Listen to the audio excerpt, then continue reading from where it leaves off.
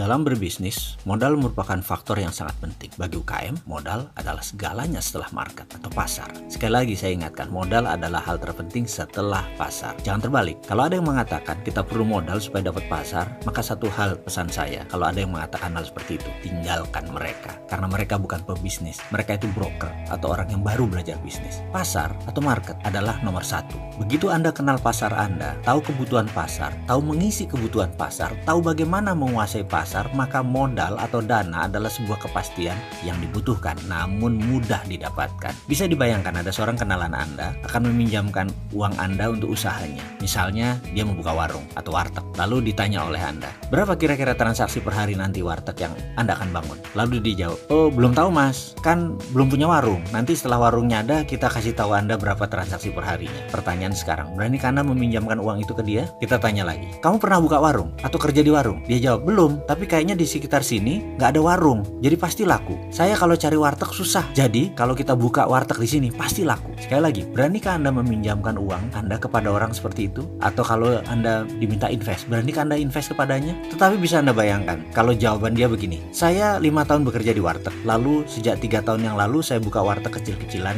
dengan paman saya di daerah Pamulang. Sudah jalan bagus, lalu saya sekarang ingin buka sendiri. Kebetulan ada lokasi bagus di sekitar Blok M. Karena di sana nggak ada warteg, ada tempat murah lagi kebetulan, deket terminal lagi. Jadi saya mau ambil. Kebetulan juga supir angkot langganan kami yang di Pamulang itu kan bolak-balik Blok M Pamulang. Dia cari warteg di Blok M susah. Jadi karena itu saya mau buka di sana. Kebetulan saya punya modal separuh lagi saya perlu modal. Dengan penuturan seperti itu, akankah Anda invest kepada investasinya? Jawabannya pasti iya. Bahkan secara psikologi kejiwaan Anda siap rugi bergabung bisnis dengan dia. Kenapa? Karena dia sudah mengerjakan homeworknya, sehingga kepercayaan Anda atau trust Anda naik. Jadi walaupun rugi, Anda siap bersama dia. Baik, kita lanjutkan. Saya ingin memberi pelajaran tentang arti psikologi dalam berbisnis dalam video kali ini. Dalam aplikasi psikologi yang diterapkan dalam bisnis, banyak faktor yang akan kita bahas. Ada perilaku pasar, ada sifat pembeli, ada perilaku individual dalam organisasi, ada budaya perusahaan, ada social value atau nilai sosial, dan banyak ragam lain. Kita beri ilustrasi sederhana. Kita bayangkan dalam benak kita sekarang, Anda berada di daerah Muslim. Sebuah toko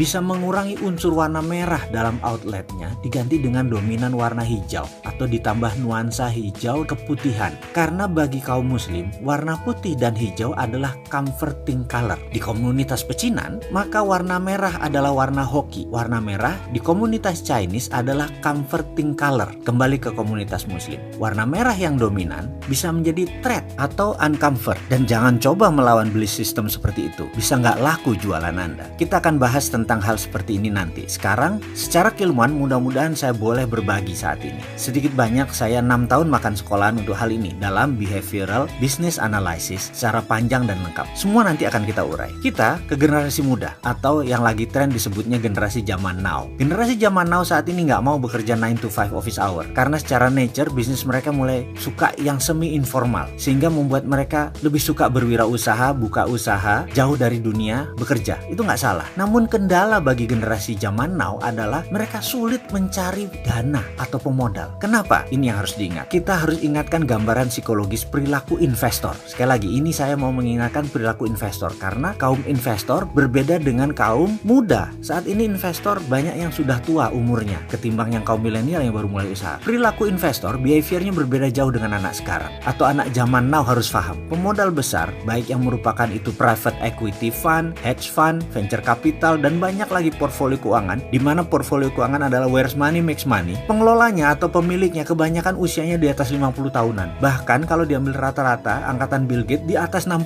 tahunan. Mereka lahir di atas tahun 55-an sampai 70-an. Itu adalah kaum investor kebanyakan usianya di sana. Di mana pada saat internet booming, itu adalah masa periode angkatannya Bill Gates. Angkatan sekarang adalah angkatan pemanfaat isinya internet, karena itu banyak digital. Berbisnis berbasis digital ini kebanyakan anak-anak muda. Sementara yang menguasai keuangan usianya di atas 55 tahun. Para investor semua di atas 55 tahun. Sementara sekali lagi, ciri mereka bukan gadget minded. Sementara anak muda sekarang gadget minded. Sekali lagi, ini harus diperhatikan perbedaannya. Mereka masih merupakan manusia yang membutuhkan presentasi fisik, kehadiran fisik. Mereka masih memerlukan berhadapan dengan Anda. Mereka masih melihat bagaimana Anda di meja makan, bagaimana cara Anda berbicara dengan santai, apa topik pembicaraan Anda. Dari sana dia bisa melihat isi isi kepala Anda. Mereka masih memerlukan melihat langsung vibrasi Anda, getaran Anda. Mereka ingin melihat body language Anda. Mereka masih ingin bertatap langsung ekspresi wajah Anda. Mereka tidak pedulikan dengan presentasi yang mengkilat, yang keren. Mereka masih ingin melihat sepatu apa yang Anda pakai, jas apa yang Anda pakai, kepercayaan diri seperti apa yang Anda ingin munculkan. Itu masih penting